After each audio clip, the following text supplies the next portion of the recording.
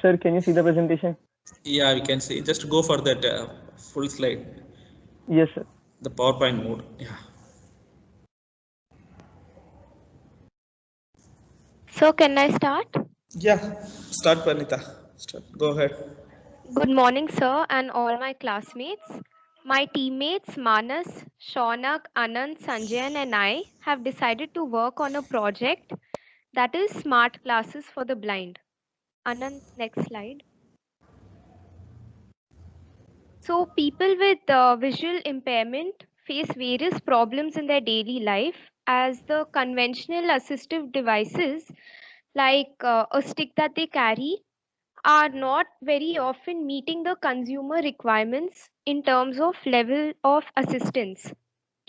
India is a home to 20% of the world's visually impaired. Nearly 40 million people in India, including 1.6 million children, are blind or visually impaired. Unfortunately, India is a home to the largest number of blind children in any one country. This means that a significant number of people with special needs live right among us. It is not only the deterioration of vision that they have to suffer from, but also the overall quality of their life is also deteriorated, which tends to affect their level of independence.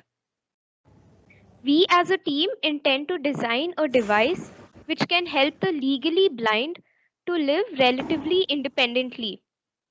So this device would have an inbuilt sensor in which it would spread the ultrasonic waves. As we know, ultrasonic waves are those which have a frequency about 20 kilohertz.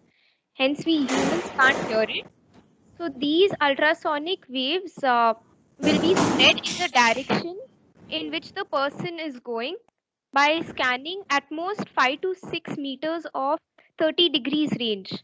So this particular navigation system is inspired by the bats. So as soon as the obstacle is detected by the sensor, the device would generate an automated voice in the earphone connected to the blind person's ear. We further have implemented a machine learning model, which is a user-friendly system that can detect day-to-day obstacle in the person's life, such as vehicles, people, or animals. Next slide. Aim.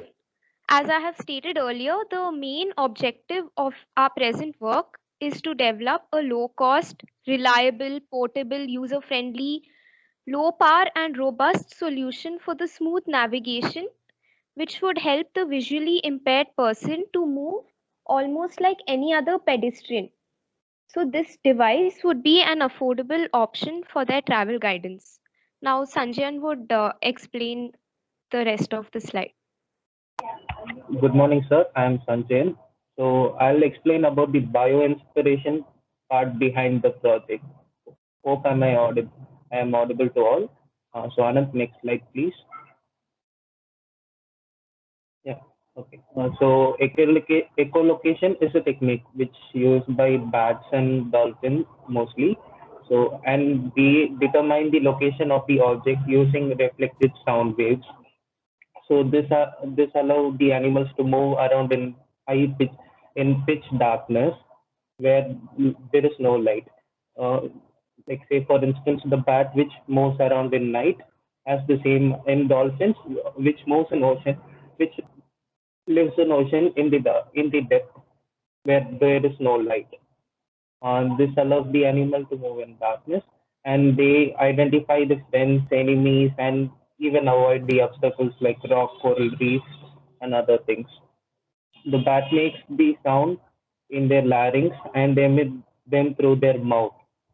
Fortunately, most are too high pitched for the human to hear. Some bats can scream up to 140 decibels, as loud as a jet engine, 30 meters away. So bat can detect the insect up to 5 meters away. So that's the range of the bat's ultrasound and work out its size and hardness and can also avoid the wires and fine hairs like human. As a bat closes in and for the kill, it cranks up its call to a pinpoint the prey. To avoid being deafened by its own call, the bat turns off its middle ear just before restoring its hearing a split second later to listen for the echoes. So next slide, please. Then the working of the ultrasonic sensor. So this sensor has a transducer which is used physical characteristics and various other effects of ultrasound of a specific high frequency, which may transmit or receive the ultrasound signal of a particular strength. These are available in electromagnetic or piezoelectric version also, but we use the piezoelectric type version because it is low cost and it is simple and it is more efficient too. The system mainly lies on the principle of ultrasonic range finding sensor or simply an ultrasonic sensor. It works on a 40 kilohertz ultrasound wave module, which when triggered its transmitter module, its receiver module receives it back the echo of the triggered signal, having sensing angle of 30 degrees. Over to Manas. Good morning, sir. This is Manas Nair. I'll be taking the materials and the basic build of the structure. So the basic components of this device are like we will be using two Arduino boards, one for machine learning algorithm and one for the ultrasonic sensor. Then the ultrasonic device sensor module, a camera image sensor, batteries which will power the device, an audio output, and the frame and the body of the glasses. So for the frame, we decided to go with cellulose acetate as it's like easily available and environment friendly. Also, it's one of the most commonly used plastics for making glasses, and we chose this over nylon plastic and common petroleum based plastics because of its durability and rigidity. And then Anant, next slide. Yeah, so since the main glasses will be like weight heavy on the front side, we decided to go with counterweights on the tail end of the glasses, which will be made out of Monel steel. We chose Monel steel over titanium because Monel steel is slightly less expensive as compared to titanium for the same amount of weight and quite durable and resistant to corrosion. Apart from that, like we can also provide like a occipital band, which will be like around your head, and it will support and ease the stress on the ears from the weight of the glasses. The overall cost of production of these glasses at the initial stages will come around 6,250 rupees. But as we get into mass production and like automation, the price will heavily go down. And so we'll be able to sell it at much lower prices.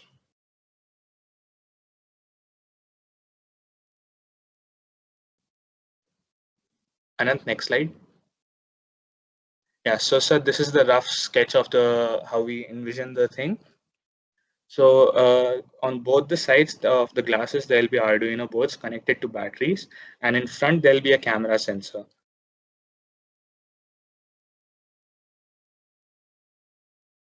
Now Sanjay will take over. Yeah, and so this is the circuit schematic diagram of the ultrasound sensor, like how it works. So the four leads from the sensor will connect to the ground and echo to those Arduino boards. And then the speaker output, either we can keep it as a speaker or we plan to keep it to a earphone for the user. And the board needs a battery to function. The basic necessity for the board is just 5 volt to run, so we can keep the batteries accordingly. Next slide. And this is the ultrasonic sensor code for the Arduino. So, yeah. Next. Over to Anand. Good morning, sir. This is Anant Kumar. So, sir, for the machine learning part, I am just taking you to the code labs where we have done this. So we have used TensorFlow, which is a machine learning library maintained and developed by Google. And I am using CodeLabs. So CodeLabs is actually, you can say, a Google's version of Jupyter Notebook. And there is one specific feature why I haven't made this model on local machine, and that is this thing. So this RAM and disk space is actually allocated by Google. So from the internet, I can access their servers, their fast servers actually, to reduce the model learning time. So the first code block is I am importing TensorFlow, and I am using actually a Keras, which is you can say a mask over the TensorFlow because it makes using TensorFlow easy. And then yes, I have used Matplotlib just to show you something. I'll tell you in the later part of the model. So this part of the code is actually to connect this CodeLab to my Google Drive because the model is there only. Let me show you. Oh, so this is the data. Wait, it's loading. Yeah. So this is the data set which we have developed. So we have used R images also and images from the internet and from some data sources. And it's a multi-class classification, but to keep it simple, I have used only 3 classes, but we can add multiple classes also. But the condition is only the data should be well maintained, and we have to focus much on the data, like while collecting the data to keep. We can add other classes also. For example, we can add traffic detection or stair detection or any other thing. Now this part of code, this third block, is just to connect to all the directories which we have in the drive, required directories for the model. This part of code is nothing but just to list out some of the elements. This is not relevant to the model exactly. So I have used Matplotlib. I have used Matplotlib to actually just to show you some of the images from the data set. So it's a 4x4 matrix.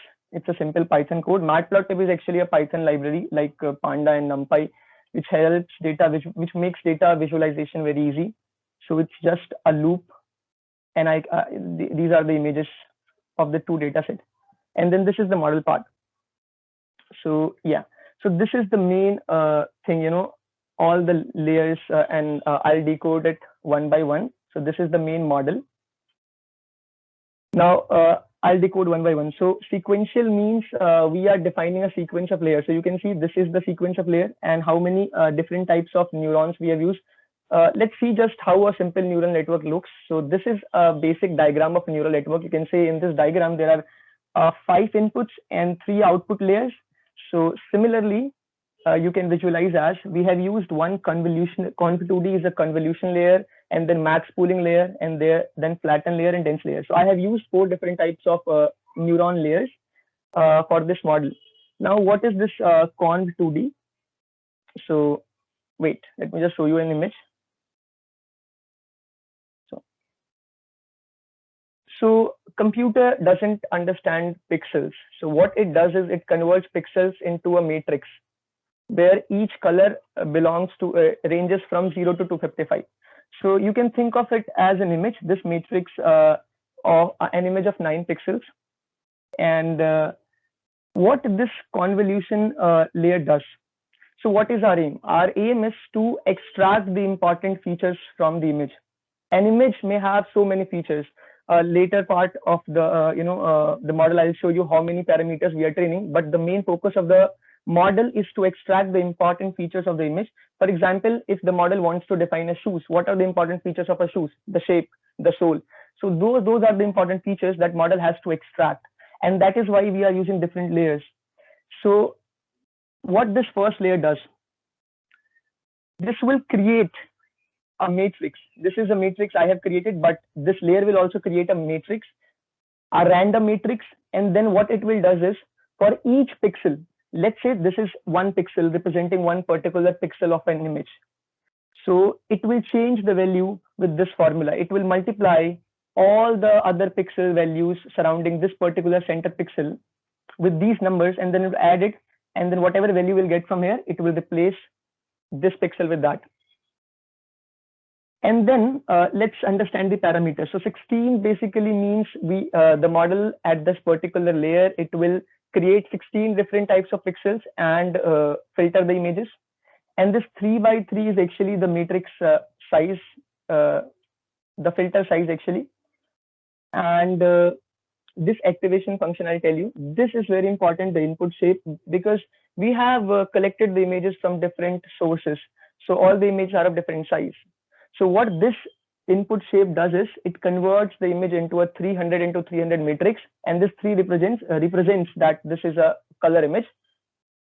And you can see this input shape is a parameter which is only in the first layer, because we have to do it only once. We have to convert all the images into a 300 into 300 matrix. And similarly, a max pooling layer. So what a max pooling layer does is, as I said, that we have to reduce the information and we have to focus, extract the useful information. Model has to learn to extract the useful information. So what this pooling layer is doing, it will take 4 pixels, and you just see this is this I got from a TensorFlow documentation, and this is a 4 by 4 matrix, and it will convert into a 2 by 2 matrix. How? It will take 4 pixels, let's say 0, 48, 64, 192, and it will remove all the 3 and just make it 1, the larger one, and then it will do similar for all other 4 pixels. And this is how the model is reducing the information. So how many layers we have to use, that we have to decide. We have to experiment it. So let's say I have started with these 4 layers, and then I have to add other layers. I have to train the model, see the result accuracy, and then I have to add another layers. I have to remove some layers. So this depends on us. And this parameter 16, 32, 64, 5 and 2 and all of this also we have to decide. I generally use multiples of 28, or I generally start with 100, 28, 50, but we have to decide these parameters. We can change it, see the accuracy, and then we can again change it. Okay, what this ReLU function is doing. So sometimes what this machine learning algorithms does, they work with probabilities.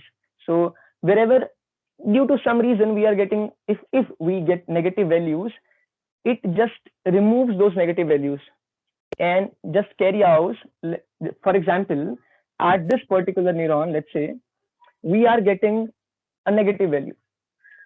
So it is going, this activation function is going to remove that negative value, and it won't consider that negative value. It will consider only the positive values. So this is again a trick to reduce the information, useless information from the image. So this is an input layer, and this is an output layer, and this is the hidden layers.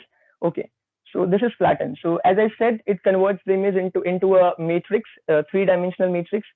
This flattened layer will convert that 3-dimensional matrix into a 1-dimensional array, which we know in any programming language what array is. And this 3 is also important. So this number, I told these numbers are random, but this number actually matters because this represents the number of classes we are using. So in this case, we are using 3 classes. Our model can classify humans, can classify dogs, can classify cars. Okay, so let's move on. Yeah, so this is model. It's a function, and we can see here what is actually happening in the model. Actually, I have just trained the model before the class, because the training part takes more than 15 minutes.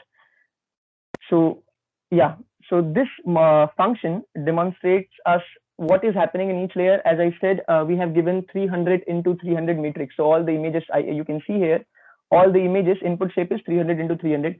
But what's happening? It is the value is 298. Why it is 298? Because I told you this algorithm.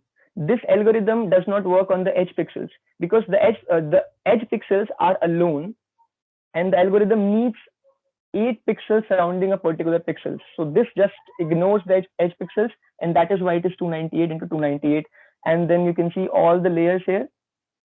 And yeah, see this thing. How many parameters? After doing this much thing, it has to deal with this much amount of parameters. So after adding so many layers and doing so many things, also the model has to learn these many parameters to understand, to classify the image. Now, this part of code is also very important. How the model works? We have, I have shown you, we have in the data set, yeah, you can see that we have 2 folders. One is validation and one is the main data set. And both the directories have images. What the model does is, let's say there is an image in the main folder. It calculates, it follows whatever instructions we have given in the model, and then it calculates the loss. It will match that image with the image in the validation directory, and it will calculate the loss. Now let's say the loss is X. Then what it will does, there is an optimizer function. Optimizer function will tries to optimize the loss, will tries to reduce the loss, and then again model repeat the same step. It will again create new values, learn, and then compare it with the image in the validation directory, and again calculates the loss. So the loss should decrease with time, and the accuracy should increase. And what the loss functions and the optimizer functions. So actually, there is one very nice thing about TensorFlow is you don't have to focus on the complex maths, what is going on behind these functions. You just have to read the documentation and learn how what situations these function works. For example, for optimizers, I have used Adam. I tried with RMSProp also, and there are other optimizers also. For loss, we have binary cross entropy, categorical cross entropy. So we have to experiment, like we have to try with different functions in a particular scenario, and then we have to check the accuracy, and then again we have to change it. Okay. Then this is again image data generator, which this Keras library gives us. Now what it does is it does three things for this particular model specifically. The first is normalization. So I told you that all the image pixel values ranges from 0 to 255. To make things easy, what we does is we divide all the values with 255. So now we'll get values from 0 to 1. All the pixel values ranging from 0 to 1. Okay. The second thing is it helps us to call the data from the directories. And the third thing is if you have less data. Now, when you have a very good amount of data, let's say 10,000 images, 5,000 images, the model will work fine for these simple classifications. But when you have less data, what you does? There is a trick. There is a feature in the TensorFlow. You see these two parameters, horizontal flip and rotation range.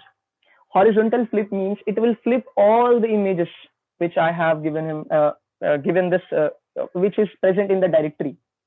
All the images, and it will, so we'll have double the data, one with normal, one with flip, and one with triple the data now, one with the rotation range. So what we are doing is we are creating varieties for this small amount of data, and this will help the model to learn better. Now, there is one, yes, so you just see target size. This is very important. We have to keep it 300 into 300. We have already defined earlier. And the batch size, okay. So you see batch size, and there is one more parameter. Yeah. So how to decide what is batch size? So after reading this column, we got two outputs. So I have used 1588 images of three classes. I told you cars, humans and dogs, and 323 images in the validation class, validation directory. So this batch size, you have to decide.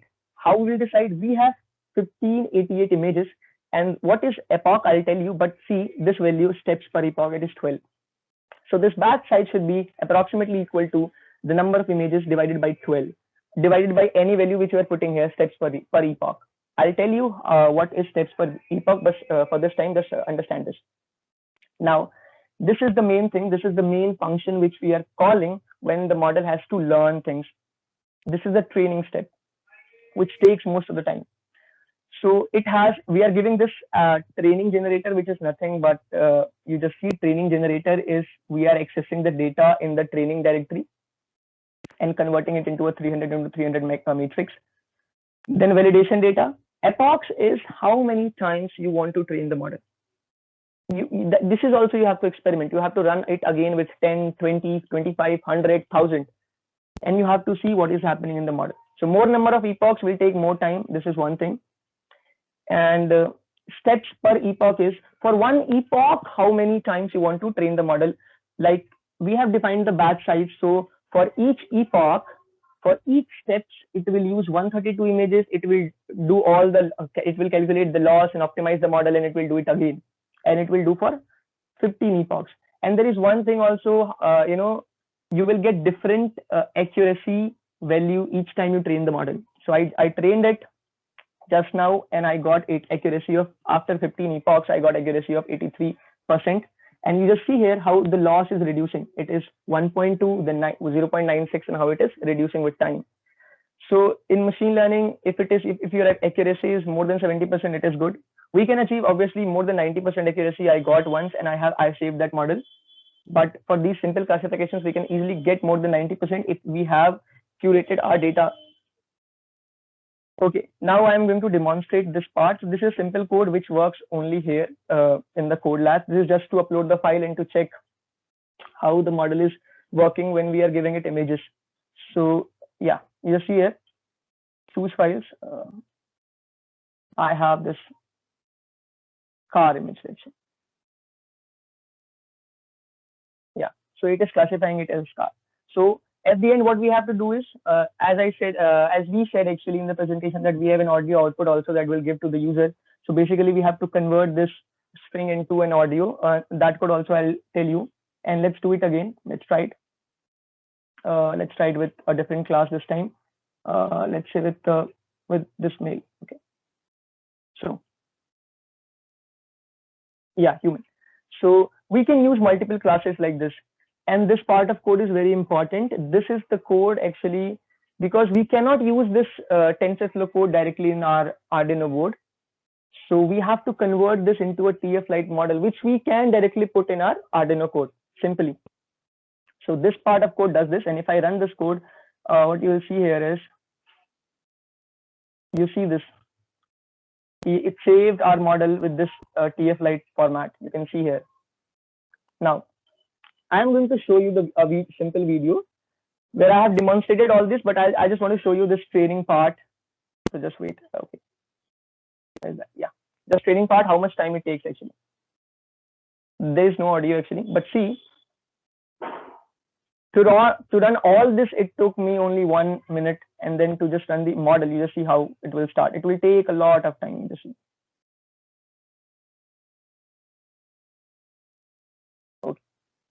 Okay. Now to convert that particular string into an audio, I have simple. I wrote in my local machine only, because that editor, that code lab doesn't support few modules to convert the text into audio.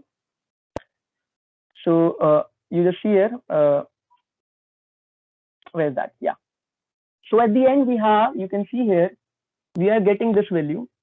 We are getting a matrix of probabilities, and then I have converted into a simple value.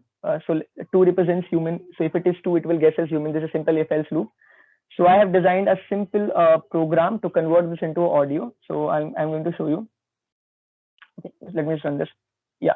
So here I am manually putting the class, but if it is on the same platform, then it can get it from the model. Simple. So let's say I'm putting 1 here. It is saying dog. I don't know whether you'll get the audio or not, because I haven't shared with the audio. So that's the issue here. But yeah, so all the things. Okay. Yeah, so all these things I have already explained.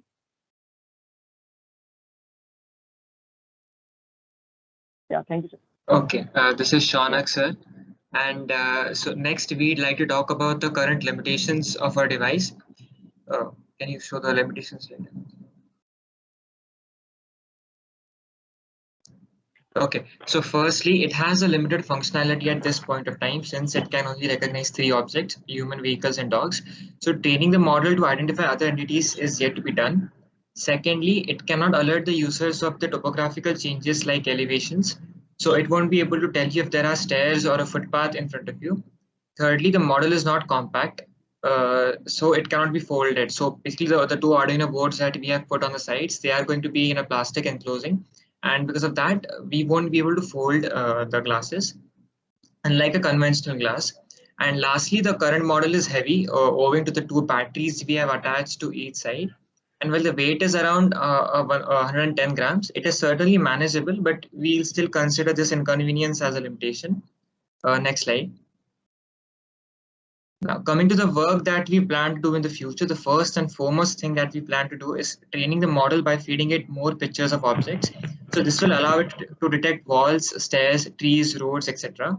We can also synchronize this machine learning model to work with the ultrasonic sensor, which can allow us to get an audio feedback of the distance that is there between the user and the object in front. For example, it can tell you that there is a road, say 5 feet from the user. Next, we can also train it to identify people. So this step is relatively simple, since we need to train the model with pictures of the user's friends and family.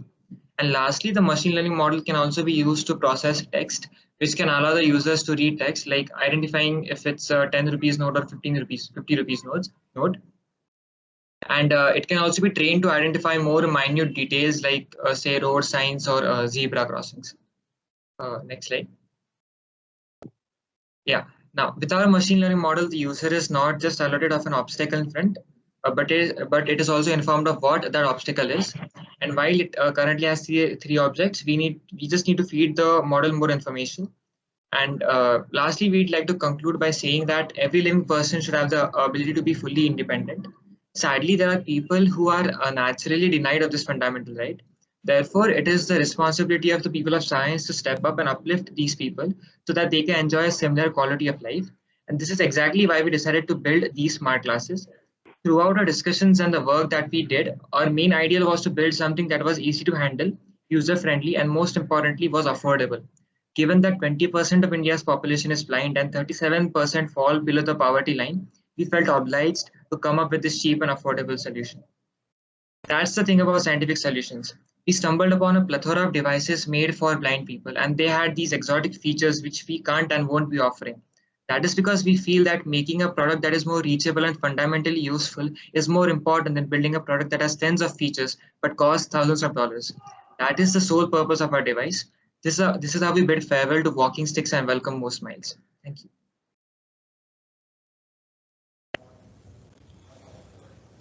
Okay, thanks, Satin.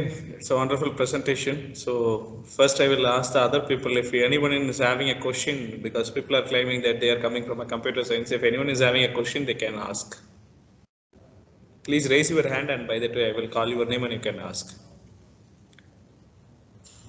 If any of the students are having a questions they want to discuss with the people, then they can ask me and I can.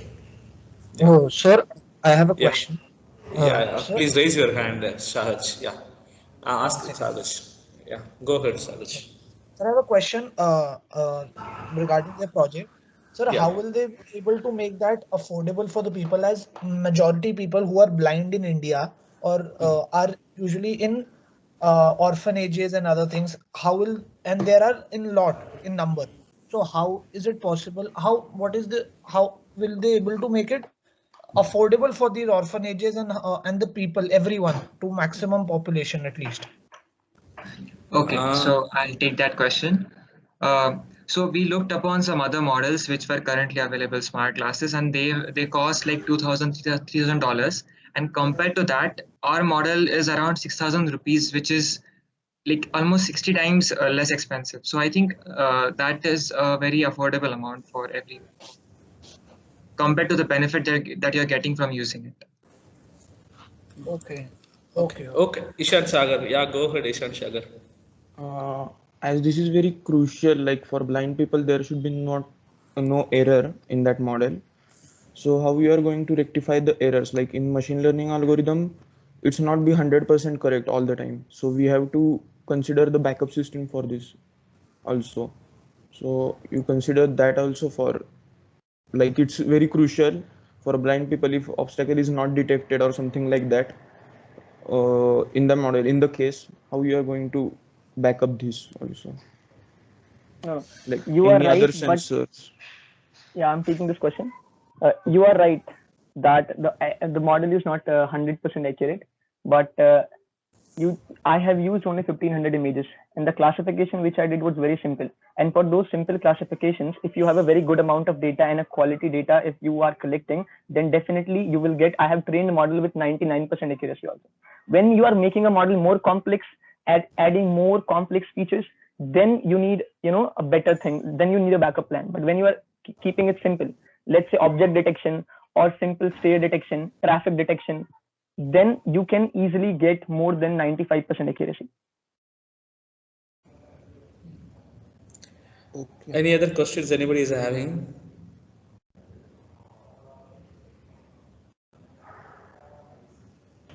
I have a suggestion. So you Yeah. say this is targeted for the blind people, then why do you have to design glasses for them? You could simply say make a small backpack or a purse.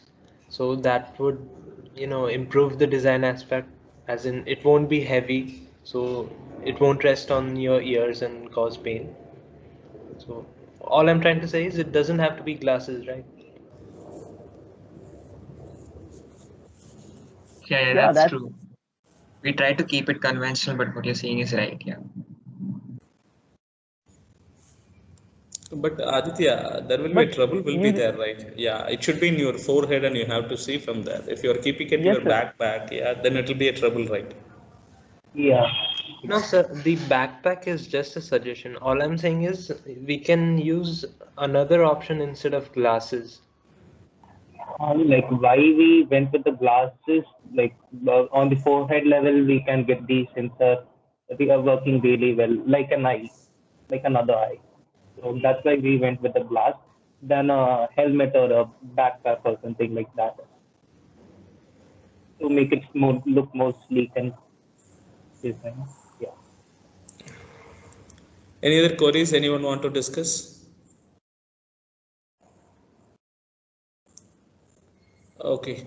Okay, then I will put my comments. I'm very, very happy with this team and what they presented. And I will just let you know about what I feel it like in the very first beginning. When you are coming with the idea about we are going to make a device to help the people, in the sense I thought, okay, again, the bad technology they are going to put with the ultrasonic, I haven't thought much. But when you are using a machine learning algorithm and you are going to correct it and you are going to like the quality wise you are using it and you are improvising like a more in that using a ML algorithm. I'm really happy with that, and especially the presentation with Anant. Anant, you are not a computer science guy, right? Yes, sir. Biotech. Biotech, yeah. It's really good, Anant. You are having a very good comment on that algorithms and the way you are teaching. It's very happy. I hope all the team members are having the same capability in that one, and it's a really appreciable one, because it is. I'm not going to make you are going to give me a product or something, and my only objective is that if you are having an idea and you are able to learn from it, and this is the time you have to on it, and later when you are having all the facilities, sometimes you will become like a very big entrepreneur. You are having a more money and where you can able to support, then you can do it your own design. So that's what I'm really happy with the team, and this work is completely they explain in a very well manner. Two things I like have a question. The first one, when you are having a dynamic data, how you are going to do, especially when you are mentioning about the traffic. So how the dynamic data that ML algorithm will be going to do it? Anant, do you have any idea about that? Yes, sir. There are two things I was thinking. This was the image classification, but with machine learning, we can classify real-time videos also. No, how much? What is the speed it will be there? Because See, yeah, sir. The sensor captures frames. Video is also a frame. Even real-time object detection. So it's possible, and it's very simple. It will just take the data, and within fraction of seconds, it will give the output. If it is the most important thing here is the data. When we are classifying, for example, traffic is a thing, like you have to define what traffic is. Then you need to have a very good data set, which you have to like make by your own. You cannot depend on the internet images, and you have to make a very good data set. That is very important for machine learning models. Okay. And the other one, it is a question related to that materials. Somebody mentioned about monal steel or something. Can you just mention about what you mean by monal steel? So monel steel is a commonly used alloy of nickel and copper. I selected it because the alternatives to it were titanium. Like usually for glasses, the materials used are either monel steel or titanium. No, it For is like a nickel and copper. What is the ratio it is having? so for monel steel, it's a nickel alloy with it comes in various compositions. Like along with nickel and copper, it sometimes it even has iron, manganese, carbon, and silicon. So for the um, like, primarily like around 50% to 60% is composed of nickel, and the iron, manganese, carbon, and silicon are present in trace amounts. Okay, good, fine. And the last one more question I have in my mind, I don't know how to do that. Have you ever discussed with any of the people, and what is their psychological thought about having a device for this purpose or anything? Have you discussed? Whatever you are discussed, like scientific way you discussed, what is the way you are going to make that device and how you are going to do that. It is completely based on materials. So my question is that, have you ever discussed with any of such a people in your life at any point of time? Because if we are going to give a solution for that, at least we should a little bit understand about the problem. That's what my question. So have you ever discussed about anything with that?